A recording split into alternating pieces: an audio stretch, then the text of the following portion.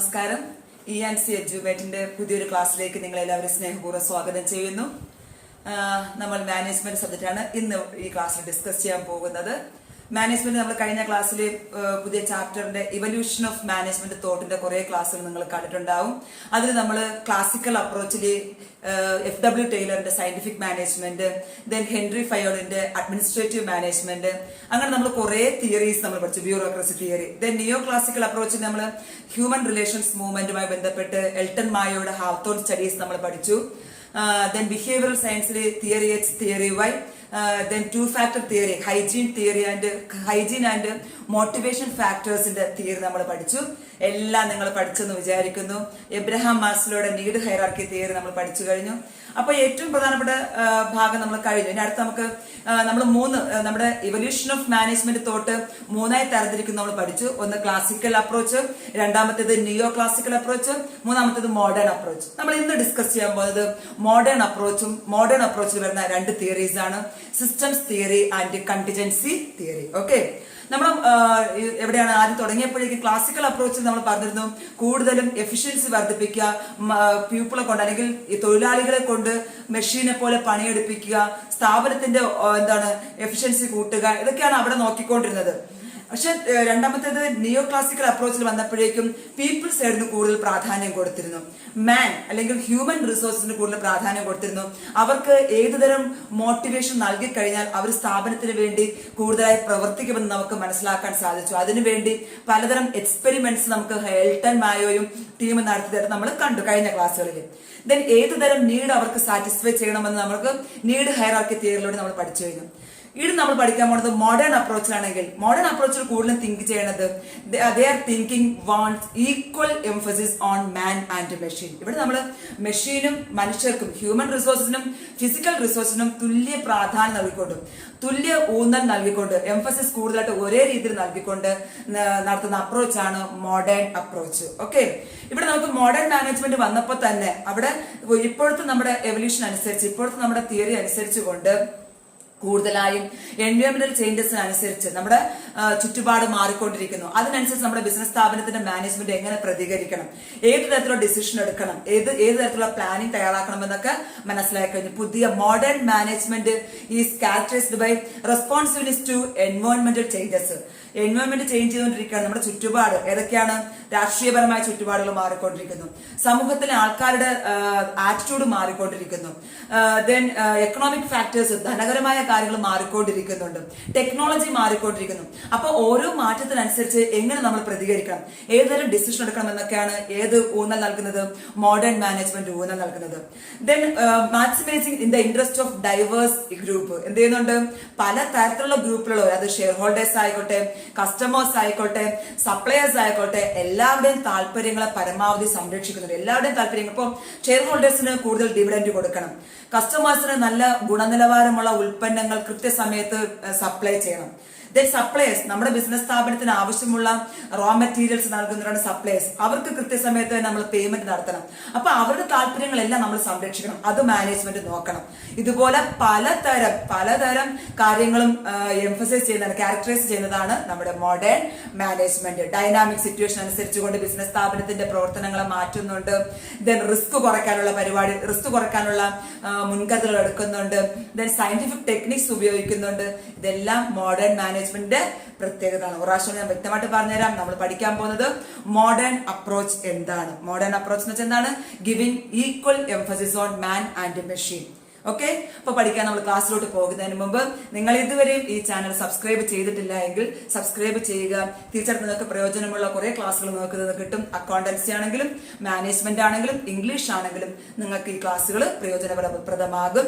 അതിനുവേണ്ടി നിങ്ങൾ ആദ്യം തന്നെ ഈ ചാനൽ സബ്സ്ക്രൈബ് ചെയ്യുക. അതോടൊപ്പം തൊട്ടടുത്ത് കാണുന്ന ബെൽ ഐക്കൺ നിങ്ങൾ ഓൾ എനേബിൾ ചെയ്താൽ നിങ്ങൾക്ക് ഞങ്ങൾ അയക്കുന്ന എല്ലാ വീഡിയോസിന്റെയും നോട്ടിഫിക്കേഷനും ലഭിക്കുന്നതായിരിക്കും. നമുക്ക് നോക്കാം എന്താണ് മോഡേൺ അപ്രോച്ച്, അതിന്റെ രണ്ട് തിയറീസ്. ഓക്കെ,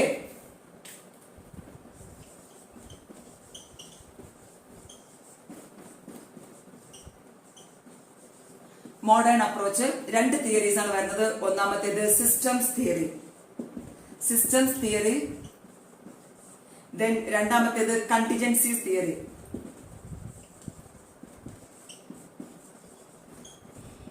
വരുന്ന രണ്ട് തിയറി മോഡേൺ അപ്രോച്ച് പ്രകാരം. മോഡേൺ അപ്രോച്ച് ഞാൻ പറഞ്ഞു, giving this modern approach thinking is giving equal emphasis on men and machine എന്ന് പറഞ്ഞു. ദെൻ സിസ്റ്റംസ് തിയറി, രണ്ട് തിയറിയോട് നമുക്ക് സിസ്റ്റംസ് തിയറി എന്താണെന്ന് നോക്കാം. അടുത്ത കണ്ടിജൻസി തിയറി എന്താണെന്ന് നോക്കാം. ഇവിടെ സിസ്റ്റംസ് തിയറിയിൽ പറയുന്നത് നമ്മുടെ ബിസിനസ് സ്ഥാപനം എന്നുള്ളത് ഒരു ഓർഗനൈസ്ഡ്, ഒരു യൂണിഫോംഡ് സിസ്റ്റമായിട്ട് മാറണം. ഓക്കെ, അല്ലാതെ ചിതറിക്കിടക്കുന്ന പല സ്ഥലങ്ങളുടെ വേർതിരിച്ച് കിടക്കുന്ന സെപ്പറേറ്റഡ് പാർട്സ് ആയിട്ട് മാറരുത്. ഒരു യൂണിഫൈഡ് സിസ്റ്റമായിട്ട് മാറുക, ഒരു ഹോൾ സിസ്റ്റമായിട്ട് മാറുക. പകരം എന്താണ്, ഫ്രാഗ്മെന്റഡ് സെഗ്മെന്റ്സ് ആയിട്ട് മാറുന്നതിനേക്കാളും, ചിതറിക്കിടക്കുന്ന പല വിഭാഗങ്ങളായി കിടക്കുന്നതിനേക്കാളും ഒരുമയുള്ള ഒരു സിസ്റ്റമാക്കി, ഒരു ഹോൾ എന്താണ് മാറ്റി യൂണിഫൈഡ് ഹോളാക്കി മാറ്റുക, ഒത്തൊരുമയുള്ള ഒരൊറ്റ സിസ്റ്റമാക്കി മാറ്റുക എന്നതാണ് സിസ്റ്റംസ് തിയറിയിൽ പ്രധാനമായിട്ട് പറയുന്നത്. The system approach to management views the organization as a unified whole instead of fragmented segments. ചിതറിക്കിടക്കുന്ന പല വിഭാഗങ്ങളതിനേക്കാൾ നല്ലതും എല്ലാവരും കൂടെ ഒരുമിച്ച് ചേർന്നുള്ള ഒരൊറ്റ സിസ്റ്റമായിട്ട് മാറുക എന്നതാണ് സിസ്റ്റംസ് അപ്രോച്ചിന്റെ പ്രധാനപ്പെട്ട ഐഡിയ എന്ന് പറയുന്നത്. The purposeful system is composed of interdependent and interrelated parts and not a mere collection of parts. എന്താണ് നല്ലൊരു സിസ്റ്റം എന്ന് പറഞ്ഞാൽ, നല്ലൊരു യൂസ്ഫുൾ സിസ്റ്റം എന്ന് പറഞ്ഞാൽ ഇന്റർ ഡിപ്പെൻഡന്റ്, പരസ്പരം ആശ്രയിക്കുന്ന, ആൻഡ് ഇന്റർ റിലേറ്റഡ്, പരസ്പരം ബന്ധമുള്ള കുറെ ഭാഗങ്ങൾ ഒരുമിച്ച് ചേരുക. ഓക്കെ, ഒരുമിച്ച് ചേർന്ന് നിന്നുകൊണ്ട് പ്രവർത്തിക്കുക. ഏതിനേക്കാളും കുറെ പാർട്സ്, കുറെ ഡിപ്പാർട്ട്മെന്റുകൾ അങ്ങോട്ടും ഇങ്ങോട്ടും ഇരിക്കുന്നതിനേക്കാളും എല്ലാവരും നല്ല കോർഡിനേറ്റ് ചെയ്ത് എല്ലാവരും ഒത്തൊരുമയോടെ ഒരുമിച്ച് നിന്ന് പ്രവർത്തിക്കുന്ന ഒരൊറ്റ സിസ്റ്റമായിട്ട് മാറുക എന്നതാണ് മോഡേൺ അപ്രോച്ചിൽ സിസ്റ്റംസ് തിയറിയിൽ പറയുന്നത്. ഓക്കെ, ഇവിടെ സിസ്റ്റംസ് തിയറി നമുക്ക് പറയുന്നുണ്ട്, നിങ്ങൾക്ക് മെയിൻ സിസ്റ്റമായിട്ട് നമ്മുടെ ബിസിനസ് സ്ഥാപനവും അതിന്റെ ചുറ്റുപാടുകളും നമുക്ക് എന്ത് ചെയ്യാം, ഒരൊറ്റ സിസ്റ്റമാക്കി എടുക്കാം. ആ ഒരൊറ്റ സിസ്റ്റത്തിനകത്ത് തന്നെ പല ഡിപ്പാർട്ട്മെന്റ്സ്, ഇപ്പം നമ്മുടെ ബിസിനസ് സ്ഥാപനത്തിന്റെ മെയിൻ മാനേജ്മെന്റ് ഇതാണെങ്കിൽ മാനേജ്മെന്റ്, ഇവിടെ നമുക്ക് എന്തുണ്ട്, പല ഡിപ്പാർട്ട്മെന്റ് ഉണ്ട്. ഇവിടെ പർച്ചേസ് ഡിപ്പാർട്ട്മെന്റ് ഉണ്ട്, ദെൻ ഇവിടെ ഫിനാൻസ് ഡിപ്പാർട്ട്മെന്റ് ഉണ്ട്, ഇവിടെ മാർക്കറ്റിംഗ് ഡിപ്പാർട്ട്മെന്റ് ഉണ്ട്, ഇവിടെ പ്രൊഡക്ഷൻ ഡിപ്പാർട്ട്മെന്റ്, അങ്ങനെ പലതരം ഡിപ്പാർട്ട്മെന്റ്സ് ഉണ്ട്. ഇവയെല്ലാം ചിതറി കിടക്കുകയാണ്, ഫ്രാഗ്മെന്റഡ് സെഗ്മെന്റ്സ് ആയിട്ട് മാറി കിടക്കുകയാണ്. ഇവയെ നമ്മൾ എന്തുകൊണ്ടാണ്, ഇവരെ നമ്മൾ ഒരുമിച്ച് പരസ്പരം ആശ്രയിക്കുന്ന, പരസ്പരം റിലേറ്റഡ് ആയിട്ടുള്ള എന്താണ് ഒരൊറ്റ സിസ്റ്റമാക്കി മാറ്റുക. ഓക്കെ, പരസ്പരം റിലേറ്റഡ് ആയിട്ടുള്ള ഒറ്റ സിസ്റ്റമാക്കി മാറ്റുന്നത്. ഇതിപ്പോ ഒരൊറ്റ സിസ്റ്റമാണ്, അങ്ങ് ചിതറി കിടക്കുന്നില്ല. അങ്ങനെ ഒരൊറ്റ സിസ്റ്റമാക്കി മാറ്റുക. ബിസിനസ് സ്ഥാപനത്തിന്റെ എല്ലാ യൂണിറ്റുകളും, എല്ലാ സബ് സിസ്റ്റവും, ഇതിപ്പോ ഒരു മെയിൻ സിസ്റ്റം ആണെങ്കിൽ ഇവയെല്ലാം ഓരോരോ സബ് സിസ്റ്റമാണ്. പ്രൊഡക്ഷൻ ഡിപ്പാർട്ട്മെന്റ് ഒരു സബ് അനുബന്ധ സിസ്റ്റമാണ്. ദെൻ ഫിനാൻഷ്യൽ ഡിപ്പാർട്ട്മെന്റ് വേറൊരു അനുബന്ധ സിസ്റ്റമാണ്. അപ്പം മെയിൻ സിസ്റ്റത്തിനോടുകൂടെ ചേർന്ന് നിന്നുകൊണ്ട് വേണം ഏത് പ്രവർത്തിക്കാൻ വേണ്ടി, അതിന്റെ കൂടെയുള്ള സബ് സിസ്റ്റംസ് പ്രവർത്തിക്കാൻ വേണ്ടിയിട്ട്. നമുക്ക് നോക്കാം എന്തൊക്കെ കോൺട്രിബ്യൂഷൻസ് ആണ് സിസ്റ്റംസ് അപ്രോച്ച് നമുക്ക് നൽകിയിരിക്കുന്നത്. നോക്കിയോളൂ, ഞാൻ പറഞ്ഞു നമ്മുടെ സിസ്റ്റംസ് തിയറി അനുസരിച്ചുകൊണ്ട് ബിസിനസ് സ്ഥാപനം എന്ന് പറഞ്ഞാൽ കുറെ വിഭാഗങ്ങളെ ചിന്തിച്ച് തിരക്കെടുക്കേണ്ട ഒന്നല്ല, ഒരു യൂണിഫൈഡ് ഹോളായിട്ട് മാറുക, ഒറ്റക്കെട്ടായിട്ട് മാറുക, ഒരൊറ്റ സിസ്റ്റമായിട്ട് മാറുക. എങ്ങനെയായിരിക്കണം, പല Inter dependent and Inter related parts എല്ലാം കൂടി ഒരുമിച്ച് ചേരുക, ബിസിനസ് സ്ഥാപനത്തിന് വേണ്ടി പ്രവർത്തിക്കുക. ഓക്കെ, നമുക്ക് നോക്കാം what are the contributions of systems approach. The system approach examines the relationship between different components of the organisation. System approach ഒന്നാമത് ചെയ്യുന്നത് എന്താണ്, different components of the organisation, സ്ഥാപനത്തിന്റെ വിവിധ ഭാഗങ്ങൾ. ഏതൊക്കെയാണ് വിവിധ ഭാഗങ്ങൾ? ഓരോ ഡിപ്പാർട്ട്മെന്റ്സും, ഓരോ തലങ്ങൾ, top level, middle level, lower level. അപ്പൊ ഓരോ തലങ്ങളുടെയും എന്താണ് ആക്ടിവിറ്റീസ്, അവർ തമ്മിലുള്ള ബന്ധം എങ്ങനെയാണെന്ന്, റിലേഷൻഷിപ്പ് എങ്ങനെയാണെന്ന് കൃത്യമായി പരിശോധിക്കുക. ഒന്നാമത്തേത് ഇപ്പം സിസ്റ്റംസ് അപ്രോച്ചിൽ പ്രതിപാദിക്കുന്നത് ഒന്നാമത്തേത്, ദ സിസ്റ്റംസ് അപ്രോച്ച് എക്സാമിൻ, പരിശോധിക്കുക the relationship between different components of the organisation. സ്ഥാപനത്തിന്റെ പലതരം കമ്പോണന്റ്സിന്റെ റിലേഷൻഷിപ്പ് എങ്ങനെയാണെന്ന് കൃത്യമായി മനസ്സിലാക്കുക. രണ്ടാമത്തേത്, it maintains a balance between different sub system so as to ensure the growth of the system. എന്താണ്, എല്ലാ സ്ഥാപനത്തിനും എല്ലാ സബ്സിസ്റ്റത്തിനും ഒരു ബാലൻസ് ഉണ്ടാക്കുക. ചിലതിന് മാത്രം കൂടുതൽ പ്രാധാന്യം, ചിലതിന് പ്രാധാന്യം കുറഞ്ഞു, അങ്ങനെയല്ല. It maintains a balance between different sub systems so as to ensure the growth of the system. So അതുകൊണ്ട് ഓരോ സബ് സിസ്റ്റത്തിന്റെയും ബാലൻസ് നമ്മൾ എന്ത് ചെയ്യണം, ശരിയായി കണക്കാക്കുക, മെയിൻറ്റെയിൻ ചെയ്യുക. അതോടൊപ്പം എന്തിനു വേണ്ടി, മൊത്തം സിസ്റ്റത്തിന്റെയും ഗ്രോത്തിനെ സഹായിക്കുന്ന രീതിയിൽ. ഓക്കെ, അപ്പൊ ഒന്നാമത്തെ നമ്മൾ എല്ലാ സിസ്റ്റം, പല സബ് സിസ്റ്റംസ് ഉണ്ട്, പല കമ്പോണന്റ്സ് ഉണ്ട് ഒരു ബിസിനസ് സ്ഥാപനത്തിൽ. ആ കമ്പോണന്റ്സിന്റെ എല്ലാം ബന്ധം, പരസ്പര ബന്ധം മനസ്സിലാക്കുക. ഫോർ എക്സാമ്പിൾ ഞാൻ പറയാം, ഫിനാൻഷ്യൽ ഡിപ്പാർട്ട്മെന്റ് എന്ന് പറഞ്ഞാൽ എന്താണ്, ബിസിനസ് സ്ഥാപനത്തിന് ആവശ്യമുള്ള പണപരമായ എല്ലാ കാര്യങ്ങളും നോക്കുന്നത് ഫിനാൻഷ്യൽ ഡിപ്പാർട്ട്മെന്റ് ആണ്. അപ്പൊ ഫിനാൻഷ്യൽ ഡിപ്പാർട്ട്മെന്റ് പണം നൽകിയാൽ മാത്രമേ പർച്ചേസ് ഡിപ്പാർട്ട്മെന്റിന് ആവശ്യമുള്ള പണം ആവശ്യമുള്ള സാധനങ്ങൾ വാങ്ങാൻ സാധിക്കുകയുള്ളൂ. അപ്പൊ അവർ തമ്മിൽ നല്ലൊരു ബന്ധം ഉണ്ടായിരിക്കണം. ദെൻ പർച്ചേസ് ഡിപ്പാർട്ട്മെന്റ് ആവശ്യമുള്ള സാധനങ്ങൾ ബിസിനസ് സ്ഥാപനത്തിൽ വാങ്ങിച്ചാൽ മാത്രമേ അത് ഉപയോഗിച്ചുകൊണ്ട് പ്രൊഡക്ഷൻ ഡിപ്പാർട്ട്മെന്റ് സാധനം ഉൽപ്പാദിപ്പിക്കാൻ സാധിക്കുള്ളൂ. അപ്പൊ ഇവർ തമ്മിൽ നല്ലൊരു ബന്ധം ഉണ്ടായിരിക്കണം. ഓക്കെ, വരച്ച് ഞാൻ കൊളാക്കി വെച്ചിട്ടുണ്ട്. നമുക്ക് നോക്കാം പ്രാവശ്യം കൂടെ. ഞാൻ ആദ്യം പറഞ്ഞു ഫിനാൻഷ്യൽ ഡിപ്പാർട്ട്മെന്റ് ആവശ്യമുള്ള പണം നൽകിയാൽ മാത്രമേ പർച്ചേസ് ഡിപ്പാർട്ട്മെന്റ് ആവശ്യമുള്ള സാധനങ്ങൾ വാങ്ങുകയുള്ളൂ. പർച്ചേസ് ഡിപ്പാർട്ട്മെന്റ് ആവശ്യമുള്ള സാധനങ്ങൾ വാങ്ങിയാലേ പ്രൊഡക്ഷൻ ഡിപ്പാർട്ട്മെന്റ് ഉൽപാദനം ആരംഭിക്കുകയുള്ളൂ. പ്രൊഡക്ഷൻ ഡിപ്പാർട്ട്മെന്റ് ഉൽപാദനം നടത്തിയാൽ ആവശ്യമുള്ള ഉൽപ്പന്നങ്ങൾ ഉൽപ്പാദിച്ചാൽ മാത്രമേ മാർക്കറ്റിംഗ് ഡിപ്പാർട്ട്മെന്റ് അല്ലെങ്കിൽ സെയിൽസ് ഡിപ്പാർട്ട്മെന്റിന് വിൽപ്പന നടത്താൻ സാധിക്കുള്ളൂ. അങ്ങനെ മാർക്കറ്റ് ഡിപ്പാർട്ട്മെന്റിന് ഫിനാൻഷ്യൽ ഡിപ്പാർട്ട്മെന്റിന് വീണ്ടും പണം വരുന്നുണ്ട്. അങ്ങനെ ഓരോ ഡിപ്പാർട്ട്മെന്റും ഓരോ ബിസിനസ് സ്ഥാപനത്തിൽ ഓരോ കമ്പോണൻസും ഓരോ വിഭാഗവും പരസ്പരം റിലേറ്റഡ് ആണ്. അപ്പൊ ഇതിനെ നമ്മൾ എന്ത് പറയുന്നു, ഓരോന്നിനെ സബ് സിസ്റ്റം എന്ന് പറയുന്നു. ഇതിനെ മൊത്തത്തിൽ നമ്മൾ എന്ത് പറയുന്നു, ഒരൊറ്റ സിസ്റ്റം ആക്കുക. അപ്പം ചിതറിക്കിടക്കുന്ന അല്ലെങ്കിൽ പലതരത്തിൽ കിടക്കുന്ന വേർതിരിച്ചെടുക്കുന്ന ഓരോ ഭാഗങ്ങൾ നമ്മൾ എന്താക്കി മാറ്റുക, ഒറ്റ യൂണിറ്റ് ആക്കി മാറ്റുക. That is the main contribution of systems approach. Okay, അപ്പം ഇവിടെ നമ്മൾ ഫിനാൻഷ്യൽ ഡിപ്പാർട്ട്മെന്റ് ആണ് കൂടുതൽ പ്രാധാന്യം. ദെൻ പ്രൊഡക്ഷൻ ഡിപ്പാർട്ട്മെന്റ് പ്രാധാന്യം കുറവ് എന്നല്ല കാണേണ്ടത്. Should maintains a balance between different sub system so as to ensure the growth of the system. And also അടുത്തത് നമ്മൾ പഠിക്കാൻ പോകുന്നത് it increases the organisational adaptability to എൻവയോൺമെന്റൽ ചേഞ്ചസ്. എന്താണ് പറയുന്നത്, ഓർഗനൈസേഷൻ സാധ്യമാക്കുന്നു എന്താണ്, ബിസിനസ് സ്ഥാപനത്തിന്റെ പുറത്തുള്ള ചുറ്റുപാടിന് വരുന്ന മാറ്റങ്ങൾക്ക് അനുസരിച്ചുകൊണ്ട്. ഞാൻ നേരത്തെ പറഞ്ഞു രാഷ്ട്രീയപരമായ മാറ്റങ്ങളുണ്ടല്ലോ, ചില പാർട്ടികൾ വരുന്നു, അവിടെ കുറെ നയങ്ങൾ ഉണ്ടാകുന്നു. ദെൻ പുതിയ ഫിനാൻഷ്യൽ നയങ്ങൾ, ധനപരമായ നയങ്ങൾ വരുന്നുണ്ട്. അപ്പൊ നമ്മുടെ ചുറ്റുപാട് ബിസിനസ് സ്ഥാപനം എവിടെയാണോ നിലനിൽക്കുന്നത് ആ ചുറ്റുപാടിന് പറഞ്ഞവരാണ് എൻവയോൺമെന്റ്, ബിസിനസ് എൻവയോൺമെന്റ് പറയുന്നത്.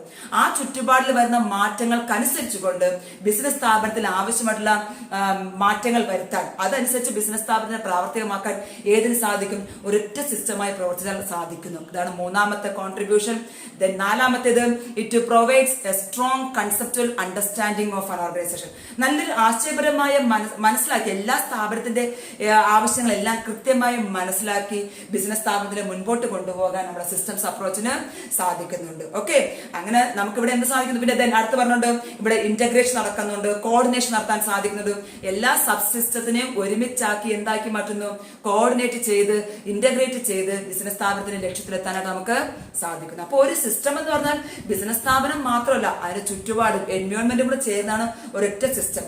അവിടെ വരുന്ന മാറ്റങ്ങളെല്ലാം ഉൾക്കൊണ്ടുകൊണ്ട് ബിസിനസ് സ്ഥാപനത്തിന് മുൻപോട്ട് പോകാനായിട്ട് സാധിക്കണം. അപ്പോൾ നമ്മുടെ ബിസിനസ് സ്ഥാപനത്തിൽ കുറെ ഡിപ്പാർട്ട്മെന്റ്സ് ഉണ്ട്, ദെൻ പുറമേയുള്ള കസ്റ്റമേഴ്സ് ഉണ്ട്, സപ്ലയേഴ്സ് ഉണ്ട്, ദെൻ കോമ്പറ്റീറ്റേഴ്സ് ഉണ്ട്, നമ്മുടെ എതിരാളികളുണ്ട്. ഇവരെല്ലാം ചേർന്നതാണ് ഒരൊറ്റ സിസ്റ്റം എന്ന് പറയുന്നത്. ഓക്കെ, നോക്കാം എന്താണ് ഒരു സിസ്റ്റംസ് അപ്രോച്ച് വഴി നമ്മുടെ ബിസിനസ് സ്ഥാപനത്തിന് എങ്ങനെ നമുക്ക് മാനേജ്മെന്റിനെ എങ്ങനെ നമുക്ക് ഡയഗ്രമായിട്ട് റെപ്രസെന്റ് ചെയ്യാൻ സാധിക്കും. നമുക്കത് നോക്കാം. എങ്ങനെ നമുക്ക് how can be represent diagrammatic in the systems approach to management. നമുക്ക് എങ്ങനെ സിസ്റ്റംസ് അപ്രോച്ചിനെ ഡയഗ്രമാറ്റിക് ആയിട്ട് റെപ്രസെന്റ് ചെയ്യാൻ സാധിക്കാം എന്ന് നമുക്ക് നോക്കാം. ഓക്കെ, ഞാൻ ആദ്യം പറഞ്ഞു ഒരു വലിയൊരു സിസ്റ്റമാണ്, ഇതൊരു സിസ്റ്റമാണെന്ന് വെച്ചോളൂ. ഇതാണ് നമ്മുടെ ബിസിനസ് സ്ഥാപനത്തിന്റെ ഒരൊറ്റ സിസ്റ്റം എന്ന് പറയുന്നത്, ഒരൊറ്റതായിട്ട്. അതിലാദ്യം നമുക്ക് ഇവിടെ എന്ത് വരുന്നു, ഇൻപുട്ട് നമ്മൾ കൊടുക്കുന്നു. Inputs that means raw materials ആകാം, ദെൻ മെൻ ഉണ്ടാകാം, നമ്മുടെ 4 M's. ഓക്കെ, മെറ്റീരിയൽ, മെഷീൻസ്, മണി, ദെൻ മെത്തേഡ്സ്, ഇതെല്ലാം ചേർന്നതാണ് ഇൻപുട്ട് എന്ന് പറയുന്നത്. ഓക്കെ, ഇവിടെ നമുക്ക് എന്തൊക്കെ വരുന്നുണ്ട്, ആവശ്യമായിട്ടുള്ള മെറ്റീരിയൽസ് നമ്മൾ കൊടുക്കുന്നുണ്ട്, ഇൻപുട്ട് കൊടുക്കുന്നു. ആവശ്യമുള്ള മെൻ എന്താണ്, തൊഴിലാളികളെ നൽകുന്നുണ്ട്, ആവശ്യമായ മെഷീൻസ് നൽകുന്നുണ്ട്, ദെൻ മണി നൽകുന്നുണ്ട്, ആവശ്യമായ ക്യാപിറ്റൽ നൽകുന്നുണ്ട്. ഇതെല്ലാം ചേരുമ്പോഴാണ് ഒരു ഇൻപുട്ടായി മാറുന്നത്.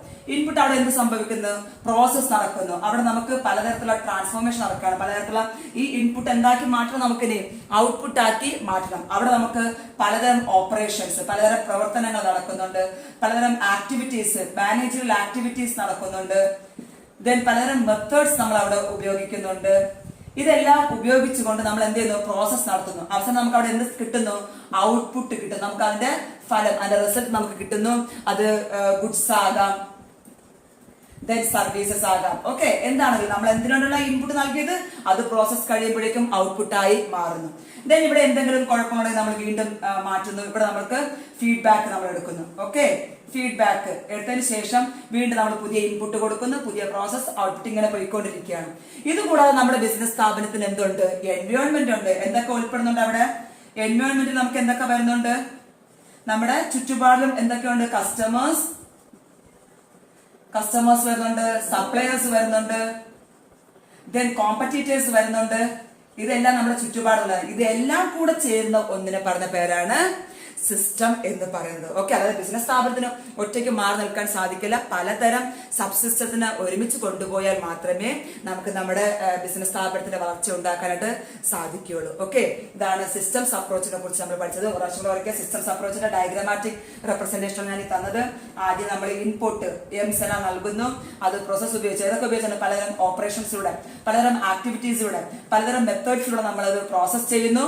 ആ പ്രോസസ് കഴിയുമ്പോൾ നമുക്ക് എന്ത് കിട്ടുന്നു? ഔട്ട്പുട്ട്. അത് ഗുഡ്സ് ആണെങ്കിലോ സർവീസസ് ആണെങ്കിലോ ഇൻഫർമേഷൻ ആണെങ്കിലോ എന്താണ് നമുക്കത് കിട്ടുന്നു. പിന്നെ നമ്മൾ വീണ്ടും പുതിയ ഇൻപുട്ട് കൊടുക്കുന്നു, പുതിയ പ്രോസസ്സ്, പുതിയ ഔട്ട്പുട്ട്. ഓക്കെ, ഇങ്ങനെ പോയിക്കൊണ്ടിരിക്കുകയാണ് ഫീഡ്ബാക്കിലൂടെ. ദെൻ ഇത് ഇത്രയും കുറെ സബ്സിസ്റ്റമാണ്. അതുകൂടാതെ തന്നെ നമ്മുടെ സ്ഥാപനത്തിൽ എന്തുണ്ട്? എൻവയോൺമെന്റ്, നമ്മുടെ ബിസിനസ് സ്ഥാപനം നിലനിൽക്കുന്ന ചുറ്റുപാട്. അവിടെ നമുക്ക് കസ്റ്റമേഴ്സ് എന്ന സബ്സിസ്റ്റം നമ്മൾ കൺസിഡർ ചെയ്യണം. ദെൻ സപ്ലയേഴ്സിനെ കൺസിഡർ ചെയ്യണം, കോമ്പറ്റീറ്റേഴ്സിനെ കൺസിഡർ ചെയ്യണം, ഗവൺമെന്റ്. ഇതെല്ലാം നമ്മൾ കൺസിഡർ ചെയ്ത് ഒരൊറ്റ കെട്ടായി പോയാൽ മാത്രം, ഒരൊറ്റ സിസ്റ്റമായിട്ട് പോയാൽ മാത്രമേ we can achieve the development, growth. Okay, നമ്മുടെ ലക്ഷ്യത്തിൽ നമുക്ക് എത്താനായിട്ട് സാധിക്കുകയുള്ളൂ. അപ്പൊ സിസ്റ്റംസ് അപ്രോച്ച് ഇതാണ്. അടുത്ത് നമുക്ക് പഠിക്കാനുള്ളത് രണ്ടാമത്തേത് എന്താണ്? കണ്ടിജൻസി അപ്രോച്ച് അല്ലെങ്കിൽ സിറ്റുവേഷണൽ അപ്രോച്ച്. നമുക്ക് പോകാം. നമ്മുടെ മോഡേൺ അപ്രോച്ചിന്റെ രണ്ടാമത്തേതാണ് കണ്ടിജൻസി അപ്രോച്ച് അല്ലെങ്കിൽ സിറ്റുവേഷണൽ അപ്രോച്ച്.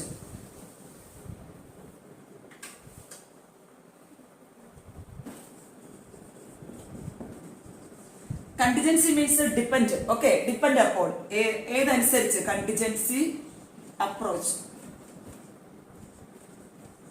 അല്ലെങ്കിൽ വേറൊരു പേര് പറഞ്ഞുകൊണ്ട് സിറ്റുവേഷണൽ അപ്രോച്ച്. 1950 കാലഘട്ടങ്ങളിലാണ് പ്രധാനമായിട്ടും ഈ കണ്ടിജൻസി അപ്രോച്ചിന്റെ പ്രാധാന്യം കൂടി വന്നുകൊണ്ടിരുന്നത്. അവിടെ ജോൺ വുഡ്വാർഡ്, ഓക്കെ, ഒരു വാക്ക് ഓർമ്മിക്കുക, ജോൺ വുഡ്വാർഡ് ആൻഡ് ടീം. ഈ ജോൺ വുഡ്വാർഡ് ആൻഡ് ടീം എന്ത് ചെയ്തു? അവർ കുറെ പഠനങ്ങൾ നടത്തി. നമ്മുടെ ബ്രിട്ടീഷിലുള്ളത് അല്ലെങ്കിൽ അവിടുത്തെ 100 കമ്പനികളോളം അവർ പഠിച്ചു. പലതരം ഉൽപ്പന്നങ്ങൾ ഉൽപ്പാദിപ്പിക്കുന്ന, പലതരം സേവനങ്ങൾ ചെയ്യുന്ന 100 കമ്പനികളെ അവർ പഠിക്കുകയും ചെയ്തു. അവരെന്ത് ചെയ്തു? അതിനുശേഷം അവർ 100 കമ്പനികളെ പഠിച്ചതിന് ശേഷം ബെറ്ററായിട്ട് പെർഫോം ചെയ്ത, ഏറ്റവും നല്ല രീതിയിൽ ബിസിനസ് നടത്തുന്ന കുറെ കമ്പനികൾ, നമുക്കൊരു ഉദാഹരണത്തിന് ഒരു 30 കമ്പനികൾ ബെറ്റർ എന്ന കാറ്റഗറിയിൽ ഉൾപ്പെടുത്താം. ദെൻ അടുത്തത് ആവറേജ്, ശരാശരി നിലവാരം പുലർത്തുന്ന കുറെ കമ്പനികൾ, അവിടെ നമുക്കൊരു 50 കമ്പനികൾ ഉൾപ്പെടുത്താം. ദെൻ അടുത്ത് ബിലോ ആവറേജ് നമുക്കൊരു 20 കമ്പനികൾ. 100 കമ്പനികള് ജോൺ വുഡ്വാർഡ് ആൻഡ് ടീം പഠിച്ചു.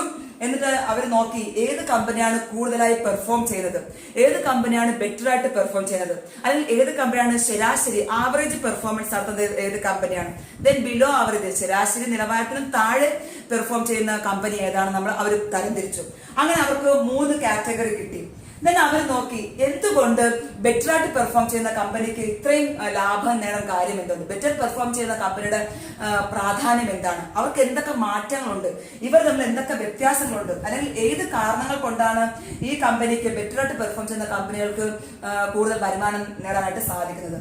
അങ്ങനെ അവർക്ക് മനസ്സിലായി പഴയ പ്രിൻസിപ്പിൾസ് ഉപയോഗിച്ചത് കൊണ്ടോ മാനേജറൽ ഫംഗ്ഷൻസ് കൃത്യമായി ഉപയോഗിച്ചുകൊണ്ടല്ല, സിറ്റുവേഷൻ അനുസരിച്ചുകൊണ്ട്, കൃത്യമായി ടെക്നോളജി മാറുന്നതിനനുസരിച്ച്, സാങ്കേതിക വിദ്യ മാറ്റുന്നതനുസരിച്ചുകൊണ്ട്, ചുറ്റുപാടിനനുസരിച്ച് അവിടെ ഉണ്ടാകുന്ന മാറ്റങ്ങൾക്ക് അനുസരിച്ചുകൊണ്ട് ഓക്കെ ആര് മാറി? ഈ ബെറ്റർ ആയിട്ട് പെർഫോം ചെയ്യുന്ന കമ്പനികൾ മാറി. അതുകൊണ്ടാണ് അവർക്ക് കൂടുതൽ നേട്ടങ്ങൾ നേടാനായിട്ട് സാധിച്ചു എന്ന് ആർക്ക് മനസ്സിലായത്?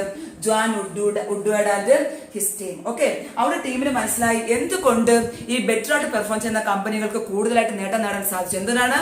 അവര് മാറിക്കൊണ്ടിരുന്നു, സിറ്റുവേഷൻ മാറുന്നതനുസരിച്ച്. ഇപ്പൊ ടെക്നോളജി മാറിക്കൊണ്ടിരിക്കുകയാണ്. പഴഞ്ചൻ ടെക്നോളജി അല്ല ഇപ്പോ ഉപയോഗിച്ച്, പാരമ്പര്യമുള്ള ടെക്നോളജി അല്ല ഉപയോഗിക്കുന്നത്. അവർ ഓരോ സാങ്കേതിക വിദ്യ കണ്ടുപിടിക്കുകയും അതിനെ ബിസിനസ് സ്ഥാപനത്തിന് പ്രയോജനപ്പെടുത്തുകയും അങ്ങനെ ഉൽപ്പന്നങ്ങളുടെ എണ്ണം പ്രൊഡക്ടിവിറ്റി വർദ്ധിപ്പിക്കുകയും ചെയ്തത് കൊണ്ട് മാത്രമാണ് ആ സ്ഥാപനത്തിന് കൂടുതൽ നേട്ടമുണ്ടാക്കാൻ സാധിച്ചുവെന്ന് ജോൺ വുഡ്വേർഡിന് അവരുടെ ടീമിന് മനസ്സിലാക്കാൻ സാധിച്ചു. അപ്പൊ അവിടെ അവർ കൺക്ലൂഡ് ചെയ്തത് ഇത്രയേ ഉള്ളൂ. അവിടെ നമുക്ക് എന്തുവന്നു, അപ്രോപ്രിയേറ്റ് ആക്ഷൻ ബൈ മാനേജേഴ്സ് എന്താണ്, ഡിപ്പെൻഡ് ഓൺ ദ സിറ്റുവേഷൻ. ആ സിറ്റുവേഷൻ അനുസരിച്ചുകൊണ്ട്, ആ സാഹചര്യത്തിനനുസരിച്ച് കൊണ്ട് അവരെന്ത് ചെയ്തു, അവിടെ സ്ഥാപനത്തിനകത്ത് മാറ്റങ്ങൾ വരുത്തി. അപ്പൊ സാഹചര്യത്തിനനുസരിച്ചുകൊണ്ടോ ചുറ്റുപാടിനനുസരിച്ചുകൊണ്ടോ നമ്മുടെ ബിസിനസ് സ്ഥാപനത്തിൽ ആവശ്യമുള്ള മാറ്റങ്ങൾ വരുത്തിയാൽ നമ്മുടെ ബിസിനസ് സ്ഥാപനത്തിന് ബെറ്റർ ആയിട്ട് പെർഫോം ചെയ്യാൻ സാധിക്കും എന്ന് പ്രതിപാദിപ്പിക്കുന്ന തിയറിയാണ് contingency theory. Okay, contingency means depend upon the situation. Okay, situation അനുസരിച്ചുകൊണ്ട്, ചുറ്റുപാടിനനുസരിച്ചുകൊണ്ട് അല്ലെങ്കിൽ സാഹചര്യത്തിനനുസരിച്ചുകൊണ്ട് നമ്മുടെ ബിസിനസ് സ്ഥാപനത്തിൽ അപ്രോപ്രിയേറ്റ് ആക്ഷൻസ് എടുക്കുക, മാനേജേഴ്സും അനുയോജ്യമായ പ്രവർത്തനങ്ങൾ നടപ്പിലാക്കുക എന്നതാണ്. Okay, depend on the situation. ആ വാക്കുകൾ മറക്കരുത്. Depend on the situation, contingent on the situation. ചുറ്റുപാടിനനുസരിച്ചുകൊണ്ട്, സാഹചര്യങ്ങൾക്ക് അനുസരിച്ചുകൊണ്ട്, ബിസിനസ് സ്ഥാപനത്തിന്റെ ചുറ്റുപാട്, എൻവയോൺമെന്റിൽ വരുന്ന മാറ്റങ്ങൾക്ക് അനുസരിച്ചുകൊണ്ട് ബിസിനസ് സ്ഥാപനത്തിന് ആവശ്യമുള്ള പ്രവർത്തനങ്ങൾ നടപ്പിലാക്കുക എന്നതാണ് കണ്ടിജൻസി അപ്രോച്ചിന്റെ പ്രധാനം. ഇവിടെ കണ്ടിജന്റ് അപ്രോച്ച് യഥാർത്ഥത്തിൽ ഡെവലപ്പ് ചെയ്ത വേറൊരു പേരിലൂടെ നിങ്ങൾക്ക് പഠിക്കേണ്ടതായി വരുന്നുണ്ട്, ഫ്രെഡ് എഡ്വേർഡ് ഫീൽഡർ. ഓക്കെ, നമ്മുടെ ജോൺ വുഡ്വേർഡ് കൂടാതെ തന്നെ കണ്ടിജൻസിയെ കുറിച്ച്, തിയറിയെ കുറിച്ച് പഠിച്ചാലാണ് ഫ്രെഡ് എഡ്വേർഡ് ഫീൽഡർ. ഓക്കെ, ഈ പേരൊന്ന് ഓർമ്മിച്ച് വെച്ചേക്കുക. കണ്ടിജൻസി അപ്രോച്ചുമായി ബന്ധപ്പെട്ട സയന്റിസ്റ്റ് ആണ് ഫ്രെഡ് എഡ്വേർഡ് ഫീൽഡർ. നമുക്ക് ആദ്യം നോക്കാം കണ്ടിജൻസി അപ്രോച്ചിന്റെ കോൺട്രിബ്യൂഷൻസ് എന്തൊക്കെയാണ് കണ്ടിജൻസി അപ്രോച്ച് പ്രകാരം നമുക്ക് മനസ്സിലാക്കി തരുന്നത്. ഒന്നാമത്തേത്, contingency approach advocates that managerial actions and organisational design must be appropriate to the given situation. എന്താണ്, നമ്മുടെ സാഹചര്യത്തിനനുസരിച്ചുകൊണ്ട്, നമ്മുടെ ചുറ്റുപാടിനനുസരിച്ച് അനുയോജ്യമായ പ്രവർത്തനങ്ങൾ വേണം നടപ്പിലാക്കാൻ വേണ്ടി, മാനേജേഴ്സ് നടപ്പിലാക്കാൻ വേണ്ടി. അല്ലെങ്കിൽ അവരുടെ പ്രവർത്തനങ്ങൾ അല്ലെങ്കിൽ ഓർഗനൈസേഷന്റെ ഡിസൈൻ ഏതനുസരിച്ചായിരിക്കണം, appropriate to the given situation. നമ്മുടെ സാഹചര്യത്തിനനുസരിച്ചുള്ള സിറ്റുവേഷൻ ആയിരിക്കണം, അല്ലെങ്കിൽ ഡിസൈൻ ആയിരിക്കണം ബിസിനസ് സ്ഥാപനത്തിന് വേണ്ടത്. അല്ലാതെ അപ്പുറത്തെ ബിസിനസ് സ്ഥാപനം ഇങ്ങനെ ചെയ്യുന്നു അതുകൊണ്ട് നമുക്ക് അതേപോലെ ചെയ്യാം, അതല്ല. നമ്മുടെ ബിസിനസ് സ്ഥാപനത്തിന് ഇപ്പൊ എന്താണോ അനുയോജ്യം അത് മാത്രമേ മാനേജേഴ്സ് ചെയ്യാൻ പാടുള്ളൂ. ഓക്കെ, നോക്കിയോളൂ, ഒരാശം പറയാം. Contingency approach advocates the managerial actions and organisational design must be appropriate to the given situation. Okay, then second one, there is no one best approach to management and it all depends on the situation. Okay, എന്താ പറയുന്നത്, there is no one best approach. എടുത്തു പറയുന്നതിന്റെ ഒരു ഏറ്റവും നല്ലൊരു approach ഇതാണ്, ഇത് നമുക്ക് എല്ലാ സാഹചര്യത്തിലും പ്രയോജനപ്പെടുത്താമെന്ന് അങ്ങനെ പ്രത്യേക രീതിയൊന്നുമില്ല. ഇതൊരു നല്ലൊരു തീരുമാനമാണ്, ഇനി വരുന്ന എല്ലാ പ്രോബ്ലംസിനും നമുക്ക് ഇതെടുത്ത് പ്രയോജനപ്പെടുത്താൻ പറ്റുമോ? ഇല്ല.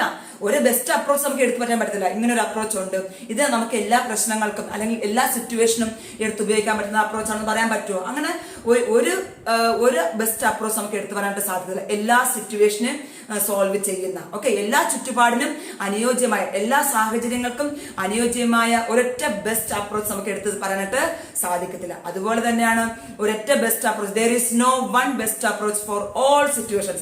എല്ലാ സാഹചര്യത്തിനും അനുയോജ്യമായിട്ടുള്ള ബെസ്റ്റ് അപ്രോച്ച് ഒന്നും തന്നെ അവിടെ ഇല്ല.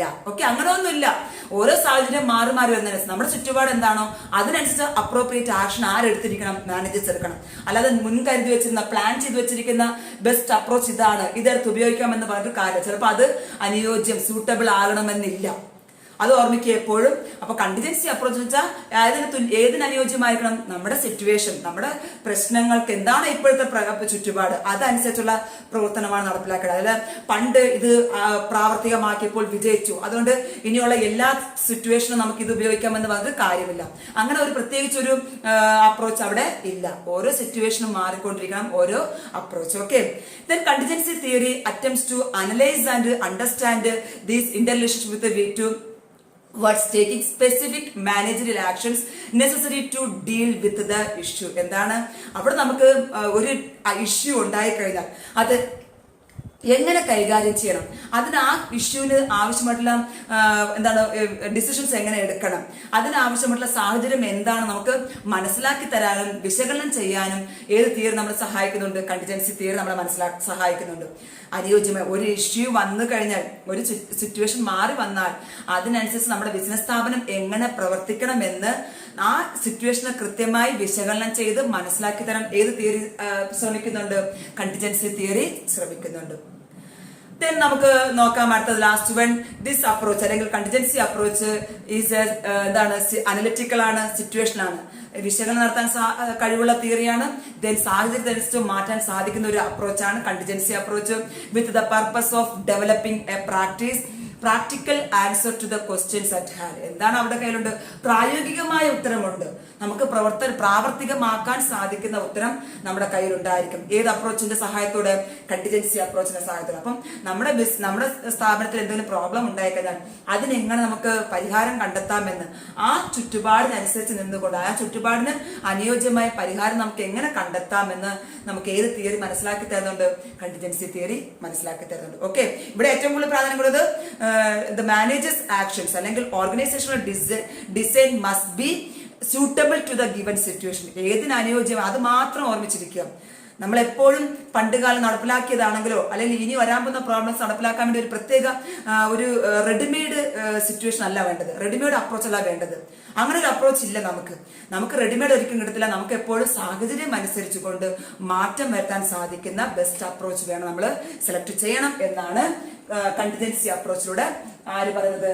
John Woodward and Fred Edward fielder പറയുന്നത്. ഓക്കെ, നമുക്ക് നോക്കാം എന്താണ് രണ്ട് അപ്രോച്ച് ഞാൻ ഇന്ന് പഠിപ്പിച്ചു നിങ്ങളെ. മോഡേൺ അപ്രോച്ച് പ്രകാരമുള്ള രണ്ടെണ്ണം. ഒന്ന് സിസ്റ്റംസ് തിയറി പറയുന്നത് പലയിടത്തായി ചിതറി കിടക്കേണ്ടത് അല്ലെങ്കിൽ പലതായിട്ട് വേർതിരിഞ്ഞ് കിടക്കേണ്ട ഒരു സ്ഥാപനമാവരുത് ബിസിനസ് സ്ഥാപനം.